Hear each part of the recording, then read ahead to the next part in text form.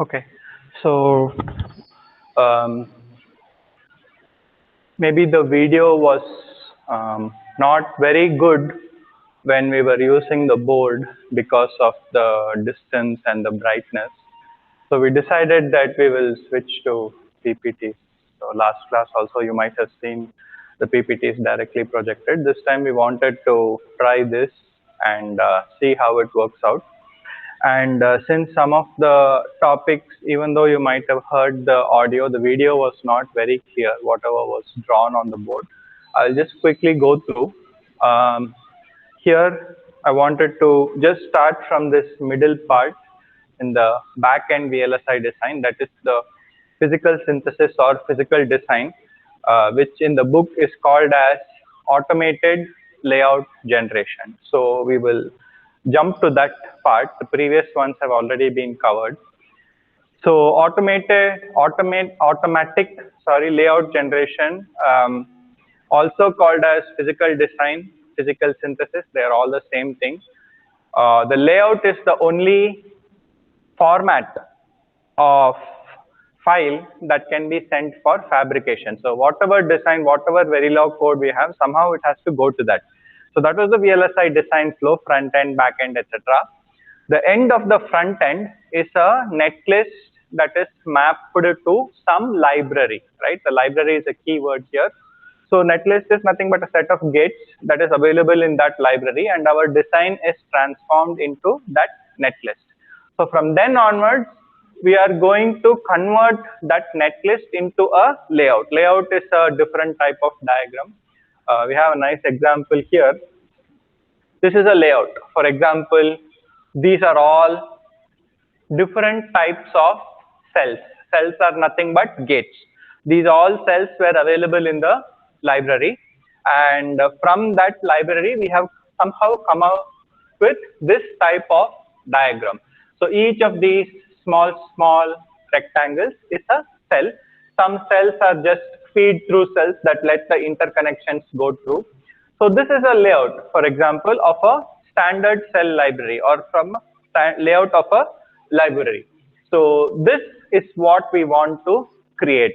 So the layout generation at a very high level is divided into three different domains: floor planning, placement, and routing. The floor planning is a very high level task. Actually, floor planning can be done by engineer with lot of experience based on. So a lot of these designs are reused, meaning nobody suddenly came up with a new design for a GPU or a new design for a memory controller or new design for a memory chip. They've all been evolved over many generations. So either I have already worked on some of the previous designs before this design. So based on my knowledge, I can directly say, okay, so this is a memory chip, for example. So this much area I will leave for memory, this much area for the address decoder, this much area for the read and write circuitry, etc., etc. So the top level step is called as floor planning. That is, we have some area, okay, and on that area we just want to find some locations. So maybe this top right corner I will keep for the address and data reading circuitry. Bottom full half of the IC I might leave for the actual memory elements, and I might have some row decoder address, column decoder address in the top left corner. So this type of division, okay, of the full IC into smaller modules. There will not be thousands of such modules. This is a very high level division. So there might be maybe 4, 6, at most 10 modules. So floor planning is done manually, number one, okay, and it is generally done by experienced people because everything else should follow that particular plan. And if I already did it wrong, suppose I put something in some corner which had lot of interconnections with the rest of the circuitry, a person with a design experience will put that in the middle of the layout instead of putting it in the corner. So those type of mistakes you have to avoid, but it is a manual process. There's not too many tools involved. But once that is done, the next two steps, placement, is the placement of these individual cells. So these are all cells, okay. Some software tool has found out that this particular cell, this location and this orientation is the best option. So that is the placement step. The last step is the interconnections. Each of these cells based on the netlist will have some inputs and outputs. Inputs will be coming from some other cells, output will be connected to some other cells. So those interconnections also have to be performed, and that is the third step or the routing step. So we'll just look at what is displacement, routing, etc. So this placement and routing are the two most important steps that we are going to discuss. Okay, so this is a nice picture because it shows you two different placements. Okay, they are not different circuits. Don't think that this is different from this. Both are exactly the same netlist. That is the key point to remember. This, even it looks untidy, because if you see all these red lines crossing each other, okay, these are all the interconnections that are required. The placement will not do the interconnections. Placement will only put the cells. Okay, the interconnections have to be done in the next step. But the problem is, if the placement creates something like this, interconnections might not be able to be formed at all. That is a reality. It's not that every placement you can create the interconnections. There are some constraints also in interconnections, which we will see, which is the next step, the routing step. But this, on the other hand, okay, what they have done here is, if you see here, all the inputs are starting in this corner only. In this placement, what they have done is, they have distributed across the chip. And that is what you see all these green dots here. Whatever is bunched in this corner, which is creating all this congestion, okay, that is the first thing. The second thing is, a lot of these cells in the bottom and the top, okay, they are highly interconnected. So it's not a good idea to keep them in the bottom or the top. So they have been moved to the middle rows, so that either they are connected to the bottom or they are connected to the top. But we don't have a long interconnection from the bottom to the top. These are the problematic ones. Okay, so this is an example of a good placement, and there are many algorithms for placement also. One example is simulated annealing, just the name. We won't go too much into the details. Okay, so this is the main things we discussed about placement. And the next task, of course, is the interconnections or routing. So this is the main task of the routing. So there is some cell over here, okay, and there is a pin, and there is some other cell over here, and there is a pin. So we have to form this brown color interconnection. Problem is, there is some obstacle. This obstacle might be other cells. This top part might be other interconnections are already there. Whenever I put interconnections next to each other, they might create short circuits. I have to leave some amount of spacing. So this is a typical interconnection problem, and we see a few things. First one is, we cannot have anything but horizontal or vertical. This type of routing is a requirement for VLSI systems. We cannot form a diagonal line. Okay. The second one obviously is, whenever we have obstacles, we have to go around the obstacle. We cannot go on top of the obstacle. So this is one of the problems of routing. And the most important thing is the number of tracks or channels. Okay, so channel is not similar to your TV channel. This channel is the, you can call it as a single horizontal or vertical region where a metal interconnection can be placed. And the problem is, once we place a metal interconnection in a track or a channel, okay, that is used up. We cannot keep reusing. We cannot put 5 interconnections in the same track. If one track is used up, so generally there will be one track here. Okay, this is one track, this is one track, this is a track, this is a track. So for example, here we have 6 tracks. So if I am putting this brown interconnection here, okay, I cannot use this region for anything else. Plus, I have to leave some space before I can reuse the same track, so that the wires are not touching. So there's a lot of issues with routing also. That is why in the placement step itself, we try to distribute the nets so that there is not too much congestion. So once we have a good placement, the chances of routing are higher. There is no guarantee. Okay, nobody can guarantee at the placement step itself you will find a routing for this particular placement. you go ahead and work with this. It's the iterative procedure. Placement and routing always go together.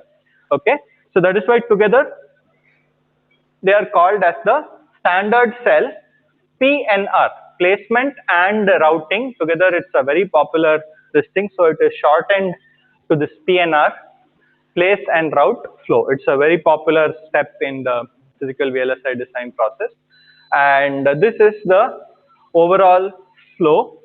Okay, and from an exam point of view, we want only the main steps. Which is the main step? Netlist to placement. Okay, placement, after that we want routing, parasitic extract, timing analysis, noise and reliability, if you can remember. If you don't remember also, it's fine. And then database to manufacturer. So this is the flow that we expect. And there are some side channel information. So side information, for example, for placement is the library description, because the library, okay, this is standard cell PNR flow. Standard cell is nothing but the standard cell library. Library is nothing but a group of cells. And in the cell there will be a dimension. Okay, that dimension is required for the placement. Plus, along with the dimension, which side is the input pin, which side is the output pin. So I can place it like this, I can place it like this, I can place it like this, but that orientation is also required. So that is the information that is given to the placement in this step. Okay, this is just a format. DEF is the format in which the placement is done. So once the placement is done, okay, we go for the routing, and these are the technology constraints, meaning this is in terms of the channel we were telling, right?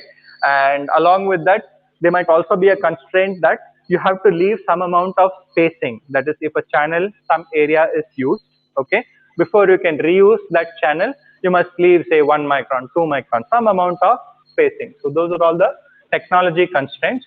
So those are also given here along with the placement to produce a, again, it's in the same format, but this is the final layout with the interconnections. That is, the metal interconnections will have some path, they will have some thickness, they will have some route between the input and output, etc. And there, finally, we do this new thing, which is called as parasitic extract. And it is very, very important at this stage. I already explained this briefly, but I still think it's very important because in modern VLSI systems, okay, we have two things. Here we have the gates. Here we have the interconnections. And to ordinary person, okay, or even a person who is studying digital logic, for example, he might think that the delay is because of my gates. And that is not true in modern. It was true, of course, it was true in the earlier stages, maybe 70s or 80s. But as we went into the 90s, more importantly, as we went into the nanometer regimes, okay, the interconnection delay is 70%. Suppose I have a logic block and somebody has done analysis after this parasitic extract and tells me that the delay for your block is 10 nanoseconds. Okay, that means that input is given, output is ready after 10 nanoseconds. What is surprising is, of that 7 nanoseconds, okay, 70% is for the interconnect delay. That is, the signal has to pass through the wires. Gate is producing the signal, but it has to pass through the wires to go from one input to the next gate. That is, the output has to go from one gate to the next gate. Those are the delays that are dominating the overall delay today. That is why here parasitic extract is very important, because the wires are only formed at this stage. Up to this point in the way, we're almost done actually with the VLSI design flow, but we did not have the actual wire length up to this point. Only after the routing is done, we have the wire length. Now the extract, okay, we have a wire going in this shape. So what is the total length of the wire? I know that. What is the thickness of the wire? I know that. So R equal to rho, that was fixed, but I didn't know L, I didn't know A. So now I know all that. I can put all that together and find out what is the resistance R of that particular wire. And capacitance also, I need A epsilon naught by D. Epsilon was there, D was there, but A was not there. So that I am getting only now. So when I get RC, I can calculate the RC delay for that particular wire together. Okay, extract it for the full circuit and the most comprehensive timing analysis I can do only now. That is the timing analysis for the full circuit. This is also called as full circuit simulation. That is, every transistor is represented by its capacitances. Every wire is represented by its resistance and capacitance plus inductance if it is there. And I can do the most detailed timing analysis and I will get timing okay or not. And this is one of the biggest issues in physical design also as the engineers, that timing will never be okay in the first pass.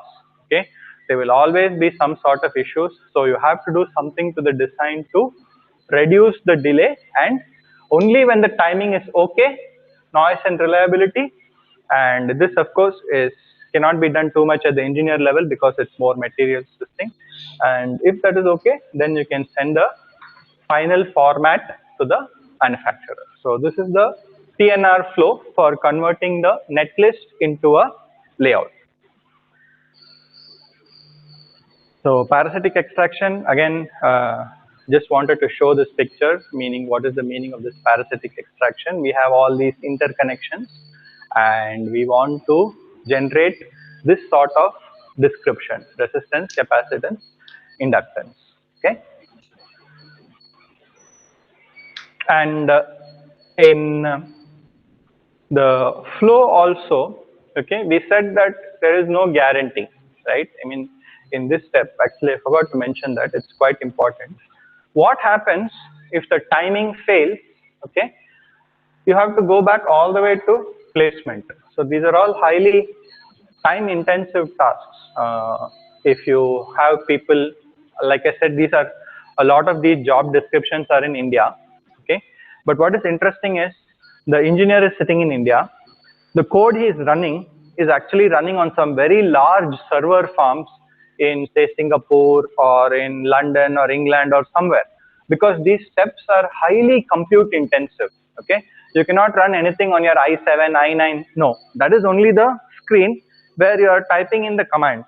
Okay, the actual window is running on some very high-end server. You can think of this, not a GPU type server, but these are almost like a supercomputer actually, and the actual software is running on those machines, and these all take a lot of time. Okay, so every time you have a failure, for you to change the placement and go through these steps again is going to take time. It's going to take maybe a day or two, and there are many people doing this, so there is a queue also. So all these factors, okay, led the people to think, what is the main reason why these steps are failing? Why are they always failing here? And we are going back to placement. Okay, and they found out that one of the most important things was in the placement and routing, there is no timing information. Can we make this sort of a timing aware process? That is, during the placement itself, can we add some timing information so that here, okay, the chances of yes are much higher than the chances of no. So that's what they decided to do, and all modern placement systems in industry follow what is called as timing driven placement. So timing driven placement is nothing but constantly, okay, during the placement and routing process. For example, if you remember in the previous flow diagram, in the placement, we were only giving the area and interconnect information. Okay, now what we are doing is we are not only giving the area and interconnect information, we are also giving some of the delay information for the cells that is passed through here. Okay, and in the routing step also, we are adding more timing information, and most importantly, the cost. In the previous case for the placement, for example, the cost maybe was the number of wires running across, etc., etc. But we are adding to the cost also this timing information, so that the final placement will reduce the cost. Generally, all these routing, placement also, they fall under a class of algorithms which are called as combinatorial optimization. That is, it's some sort of a optimization. Optimization generally means improving some parameters. And what is the parameter that they are trying to improve? It can be many things, okay? They are all multi-objective optimization problems. And in the previous case, what we were doing was just maybe reducing the interconnect. That was the only cost function. Now what they're doing is, that is one cost function, but simultaneously also try to reduce the timing. I'll give you the timing information of all these cells, okay? Try to reduce the timing for your particular placement. In the routing also, okay, don't just say that the routing is feasible. If I have three options for routing, in those three, give me the one which has lowest timing. So we are also adding the timing to the optimization problem and trying to simultaneously reduce timing in each step. So this is the modern this thing. And once that is done, of course, extract and timing analysis. But the thing with this flow is the chances of the timing being okay are higher because we are including it in the initial steps also. So this is the more modern flow for PNR. It's basically called as timing driven placement. Okay. Okay. So that was everything related to basically up to this point. Okay, finished. After we finish and get a good layout, where do we go? Where does the layout go? Layout goes to fabrication, and it goes all the way from India to anywhere in the Far East. Like I said before, nobody else can do fabrication. One of the major companies that does fabrication is Taiwan Semiconductor Manufacturing Company. Interesting to note that around the same time, okay, this was around 1980s, both India and China were at the same point in terms of manufacturing, okay, and somehow due to government policies or due to priorities or due to some decisions that were right or wrong, the semiconductor manufacturing got a big push in China and Taiwan and all these countries in the Far East, not Middle East, Far East, okay, this side. And they all started off from zero only. Nobody had anything, okay? But in the 1980s, they quickly started ramping up their fabrication facilities. And today, of course, they are the world leaders. Like I said, in one of the previous lectures also, even though we claim that iPhone 11 is made in India, it is made in India to the extent that the components are assembled. Okay, the ICs still cannot be made in India. They are still made in Taiwan, they are made in Malaysia, they are made in Japan, they are made in China. Maybe Israel has, but I'm not very sure what is the volumes, but these are the four countries that are majorly producing integrated circuits. And the problem with the thing is the procedure is extremely high tech. It's not labor intensive. Okay, I would not call it labor intensive because you can't see anything. Okay, unless a person can see something. So, for example, if you look at a PCB manufacturing facility, there might be a person sitting there visually inspecting the PCBs that are passing by. Randomly, he might take one and test it. But if you look at an IC fabrication facility, all the ICs will look the same. You can't make out a single difference. Okay, so it's not a real human-oriented this thing, but it's extremely high-tech. It depends on very complicated machines. Applied Materials is one of the companies that makes these machines. They are very, very high-tech this thing, and like I said before, also this is all domain of more materials like physics, chemistry, maybe materials engineering, chemical engineers. There's not much electrical or electronics or computer science involved in these domains. So it's mostly even mechanical is more. A lot of my friends who passed out, they did this thing, and they said that a lot of the fabrication this thing doesn't involve too much of electrical or electronics or even computer science. It involves some amount of mathematics, but only 12th level mathematics, nothing higher than that. He had a PhD from a very good university, but he was, at the end of the day, he was doing only 12th level mathematics. So it's some sort of a weird industry with a lot of this thing, but it's extremely successful. It's been around for almost 50 years now. The manufacturing industry starting from 1965. They are meeting some sort of roadblocks now that they are going into smaller and smaller dimensions. We'll see if we can discuss some of those. But before we go into the details, just some high level definitions, okay? So the first one, photolithography. So you might have heard of the term lithography. Even ancient people, maybe there are some caves all over the world, 10,000-year-old caves where people wrote on the rocks, right? That is, in some terms, that is called as lithography. That is, you are creating something, some sort of painting or even a document, any of those, right? Here it is called photolithography because we use light, okay? In particular, we use ultraviolet or extreme ultraviolet light to create some patterns, and that is how we actually create our circuits and interconnections on the actual silicon substrate. So photolithography is the overall process by which these a very small dimensions, okay?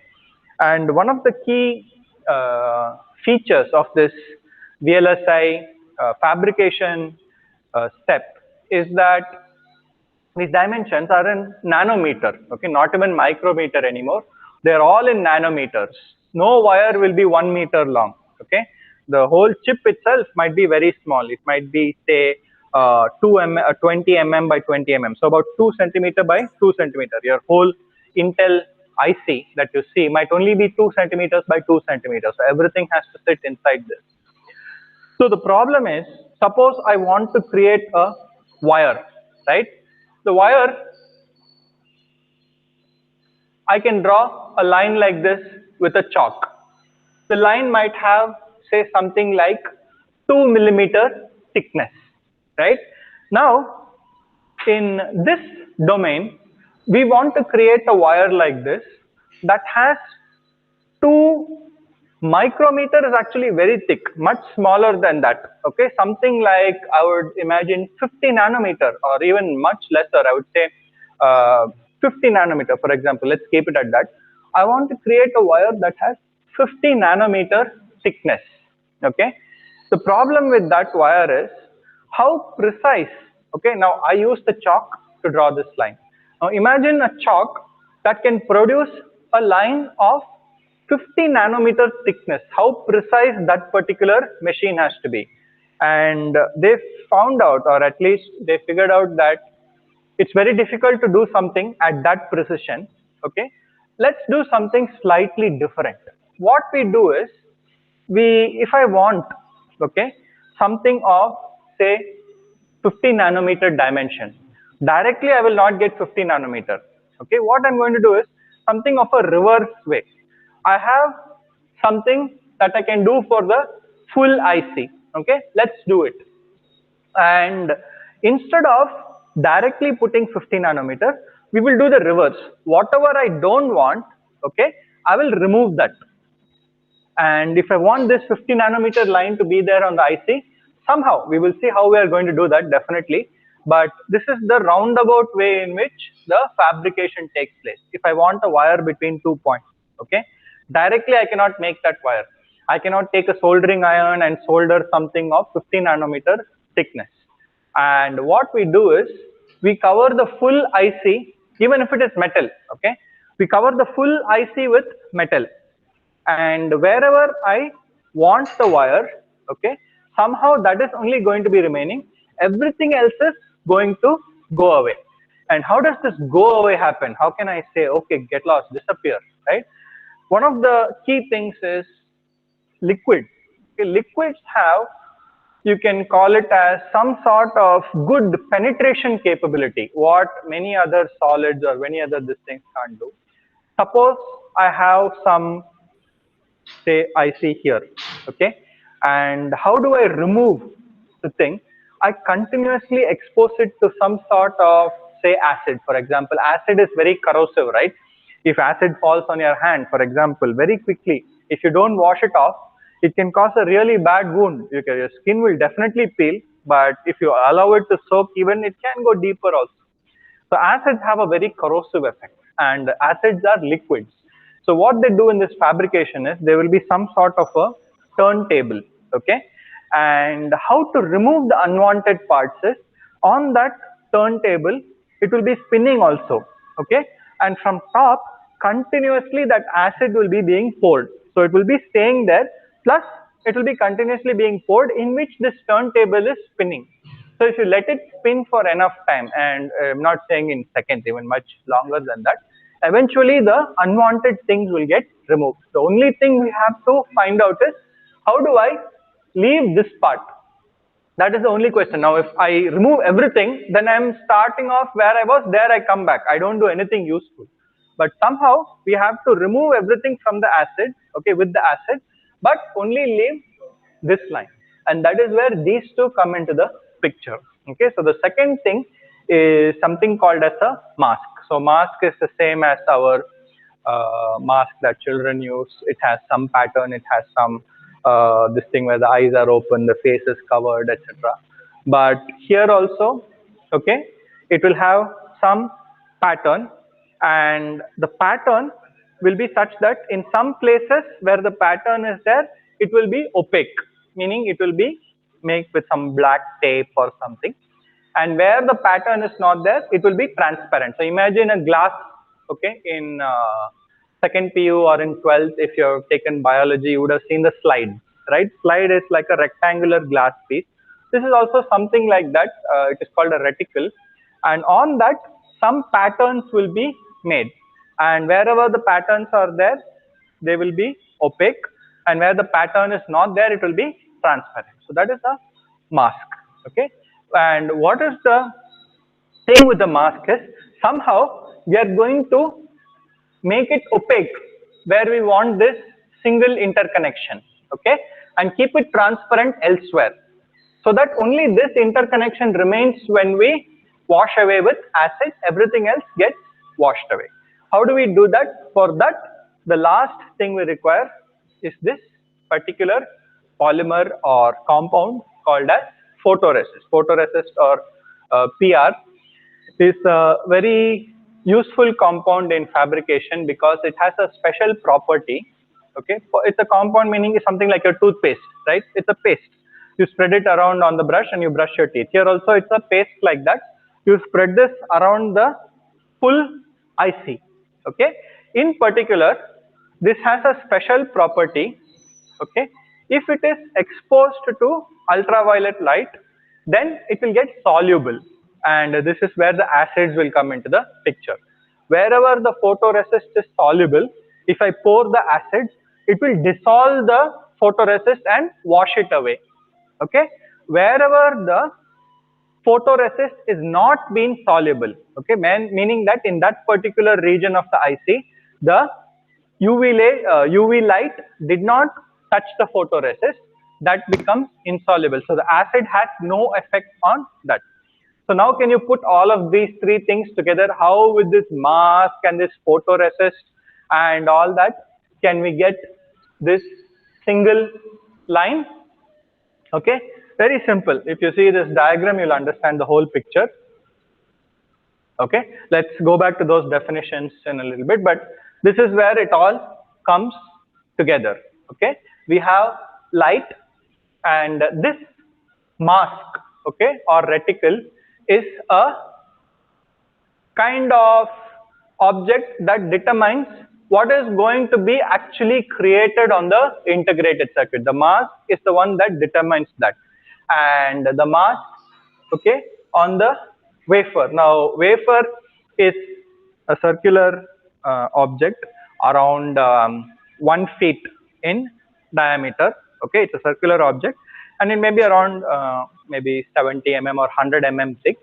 This is my base or silicon substrate. This is the silicon wafer. Okay, this wafer may be p-type or n-type. This wafer is the starting point for the fabrication, and generally I said it's 1 feet diameter, but no integrated circuit as such is that big. Okay, you have your laptops, etc.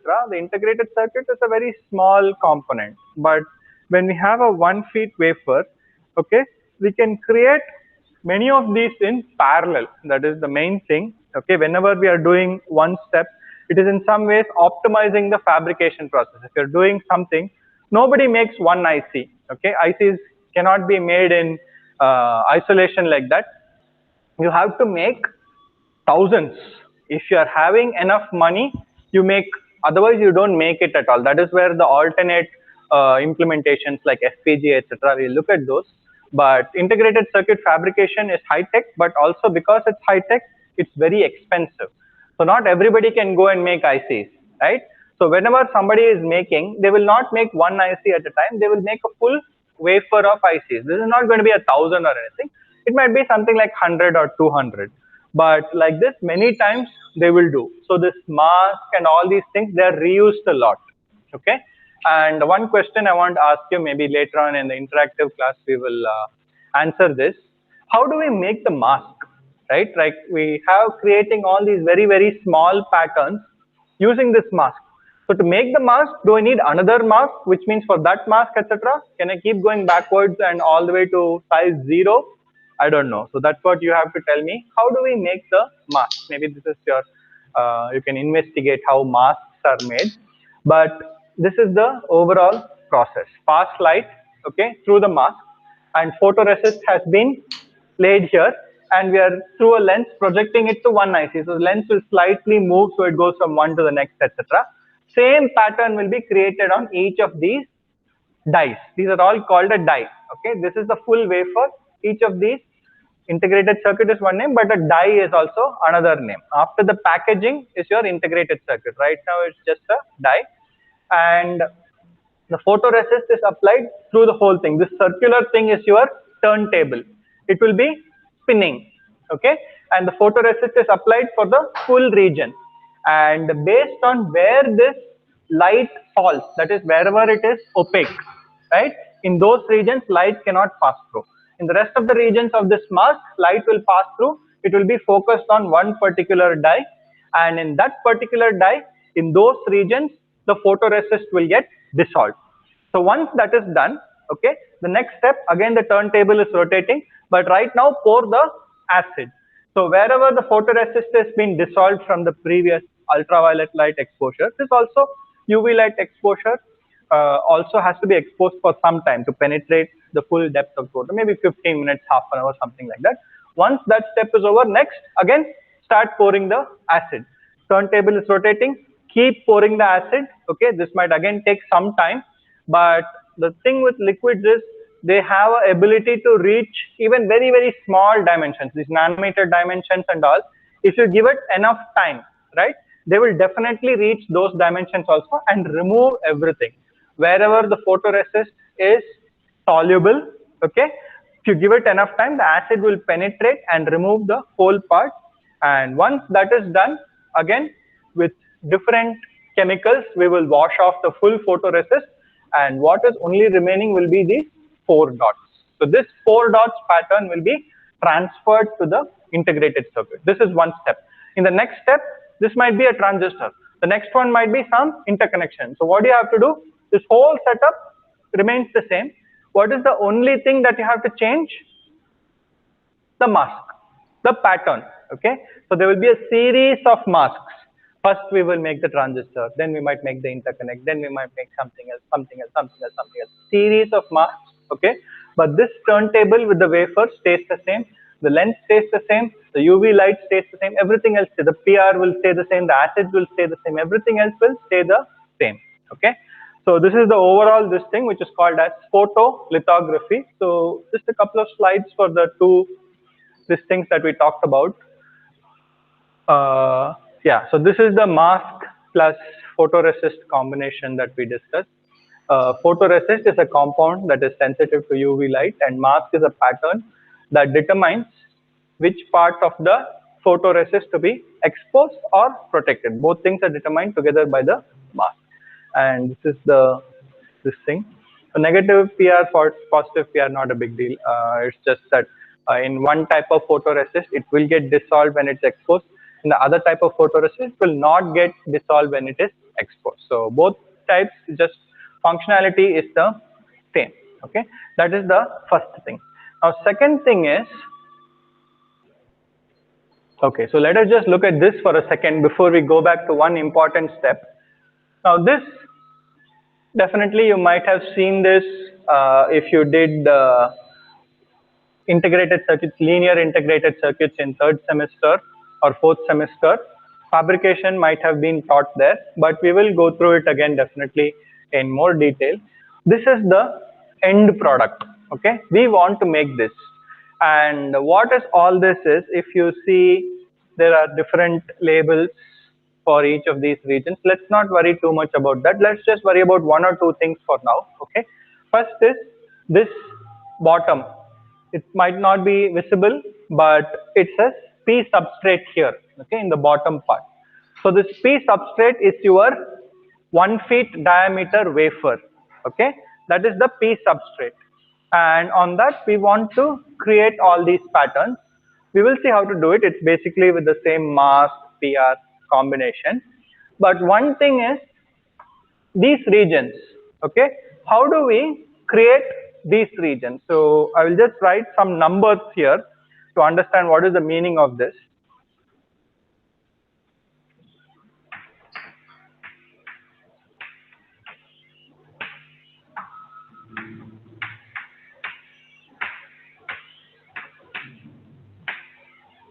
Okay, pure silicon as such is not a very useful material. We can't get any electrical properties. It's almost like a insulator, and this has a density of atoms approximately 10 to power 23 atoms per centimeter cube. So it will be in many forms, three-dimensional. I will just draw a two-dimensional view.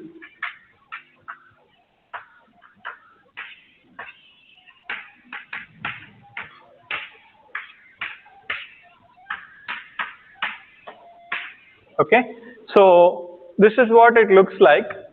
And pure silicon, okay, not very useful. We want to change it. Nobody works in any semiconductor this thing. You will never see pure silicon anywhere. It cannot be used anywhere. It's totally useless.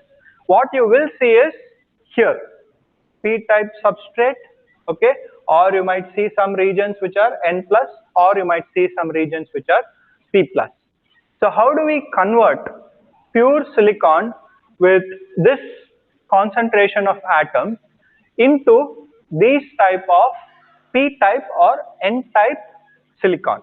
And that is where the addition of impurities, okay. So silicon, if you remember something called as a periodic table, you might have learned this long time back in chemistry.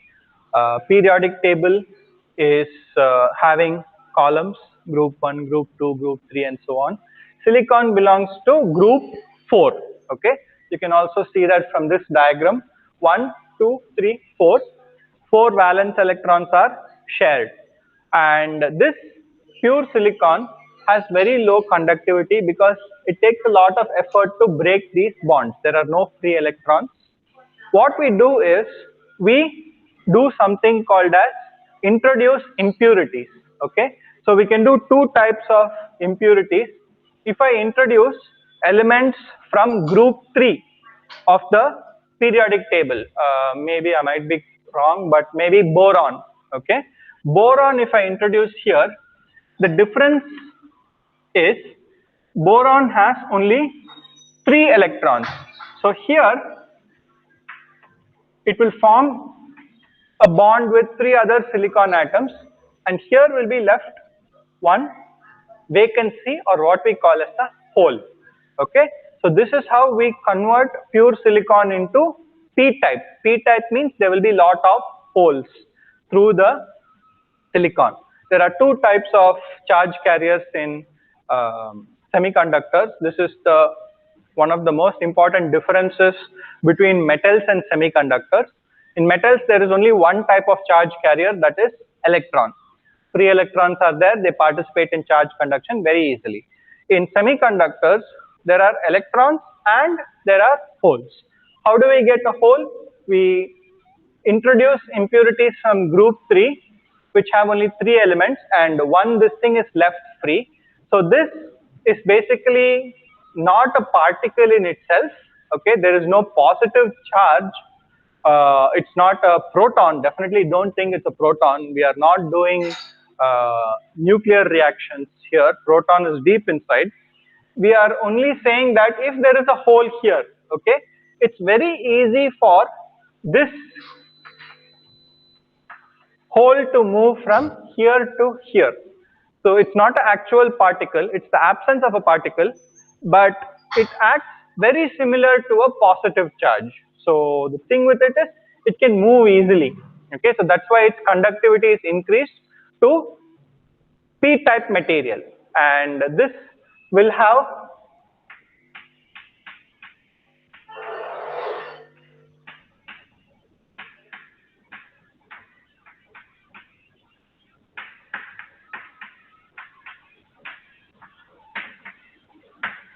what is the concentration of impurities that determines whether it is P or P plus. That is the only difference between P and P plus. Okay, P type impurities, for example, I'm not saying this is the only number, but I just want to show you the difference between the two. Okay, 10 power 23, and we are introducing 10 power 15 atoms per centimeter cube of boron, which means in 10 power 23, 10 power 15 will sit here and give one hole to the substrate, and that makes it a p-type substrate.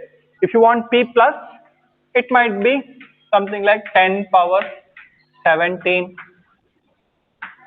That's all. That is the only difference between p and p plus. Okay, and similarly, how do we go from pure silicon to an n-type substrate? This time we want a different charge carrier. In p-type or p plus type, the charge carrier are these holes. These are the ones responsible for the current conduction. If you look at n-type material, this is like the traditional metal where the charge carriers are the electrons. And how do we get lot of electrons? Instead of introducing impurity from group 3, you jump the other side. Okay, you go to group 5. Group 5, if you introduce here, so for example, instead of boron,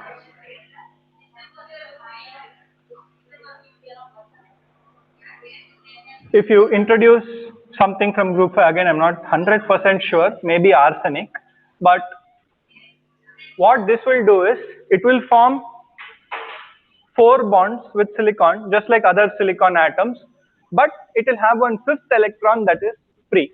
And it's very easy to get rid of this fifth electron, and this can participate in current conduction. So holes and electrons, these are the two types of charge carriers, and that's what we want here.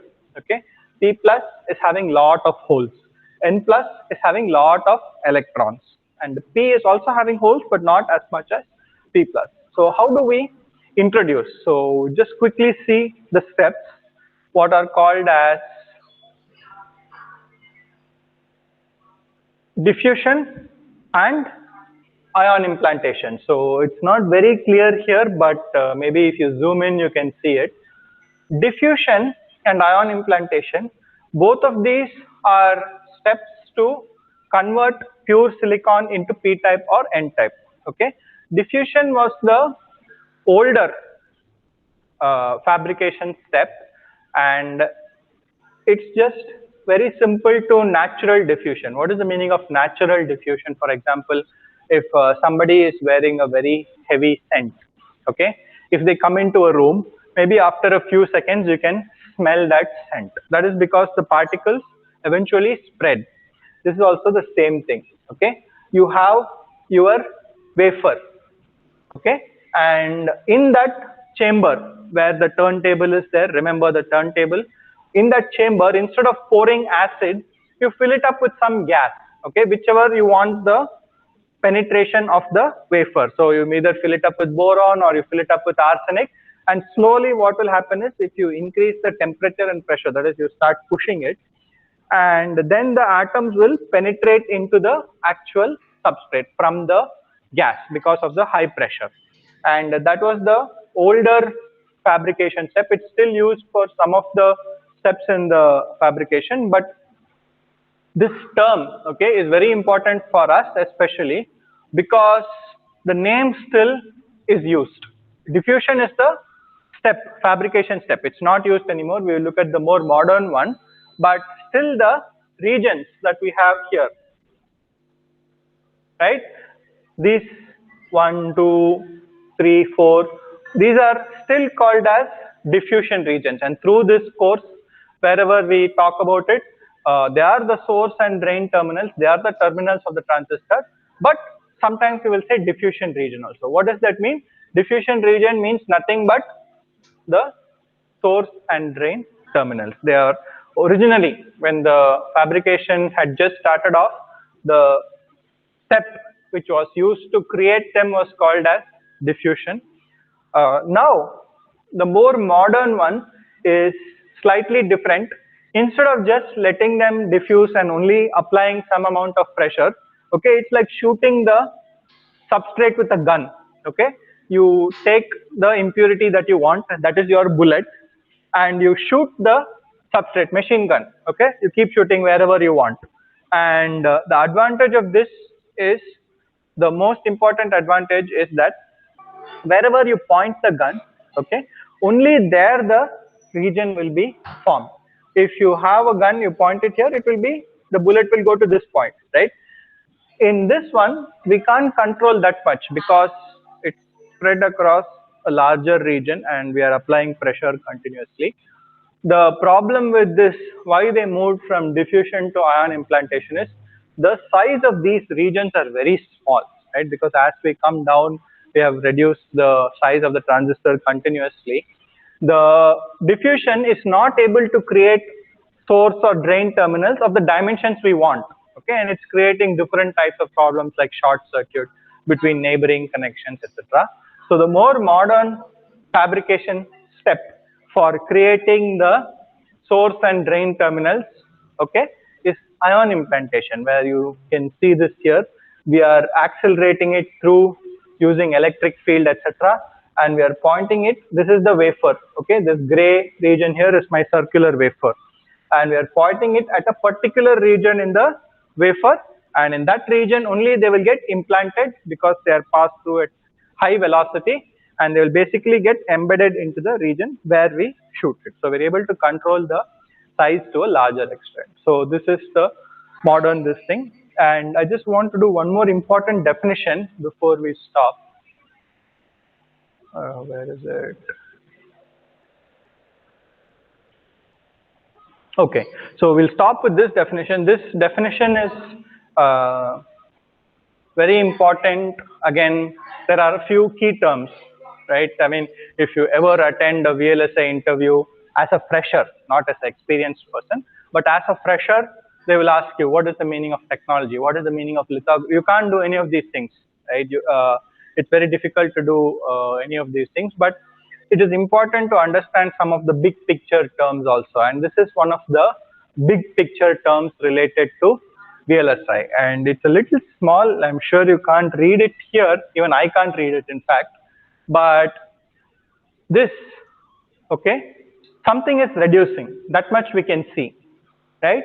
What is reducing is the size of the transistor. So for that, I'll go back to this picture. Running out of time. Okay, so this is a transistor, and you might not know that yet because we haven't seen the full structure. But in this transistor, this dimension, okay, is also called as the length of the transistor. Very important, this thing. It's identified by a single letter, capital L. Okay, length of the transistor is a very important this thing. As you will see, it determines to a large extent the properties of the transistor.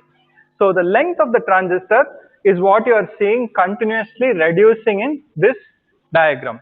Okay, it starts off at I don't know, it's very unclear at all distances. I don't know where it will be clear, but here, okay, this is around 1990s, and I think it's around 5 micrometer. That is that length L. Okay, that is the distance between the source and drain terminals. It has a very specific definition, and that is continuously reducing. Okay, If you see down here, it's 2019. Actually, this diagram was given by the Taiwan Semiconductor Manufacturing Company. From their website, I got this diagram. This diagram is their own evolution. This is not the general of the VLSI industry. The ICs that they are manufacturing, okay, not all might be general purpose ICs, even though they are saying 5 nanometer. This might be very specific ICs which are easy to manufacture, like memory. Memory is relatively simple, but they are at 5 nanometer. Okay, they have the capability to manufacture something at 5 nanometer. And this is basically the evolution of the transistor size, but also each of these dots, okay, is called as a technology node. That is, today we are in 2019. If you look at Intel, okay, almost all the chips that are made by Intel that are microprocessors, say i7, i9, they will belong to one technology node. What is that technology node? It might be 14 nanometer, it might be 22 nanometer. We're not very sure of that, but the ICs made by them for a period of time, maybe 1 year, maybe 18 months, maybe 2 years, they will all belong to 14 nanometer. Then what will happen? The ICs, okay, they will stop getting as fast because people write more and more complicated software. So they will want to go to the next technology node. That is what they will go from 14 maybe to 7. And a lot of things will improve when you go from 14 to 7. Only that the cost of the fabrication, because it's more high tech, it's going to be more difficult. There's going to be more errors to correct before the final IC is ready, etc., etc. But in terms of the evolution, okay, this technology or technology node is very important. Every integrated circuit, this will be part of their advertising, this thing also. You might see companies like Intel saying we have made this i9 is having 7 nanometer transistors. All that means that the technology node they are working at, that is the size of the transistor, the length L, okay, is 7 nanometers. Very important, this thing. Definitely, if you go to any VLSI interview, okay, some of the preliminaries, what is the length of the transistor, what technology node are you familiar with, what is lithography, how are ICs made, these are all general questions that you can definitely expect. So that is why they're all part of this introductory course. We won't go too much into the details, okay, doping, ion implantation, diffusion, that's the level we will be at. But just understand the big picture. How do all these things come together and give us the final IC in a wafer? We are not talking about layout anymore. Okay, we are talking about the wafer level, where using the processes we are creating patterns of different materials. If I create a metal interconnection, I'm creating a pattern with copper, for example. If I'm creating N plus or P plus, I am creating the transistors. So this together we will see in little more detail. What are the steps that are there to create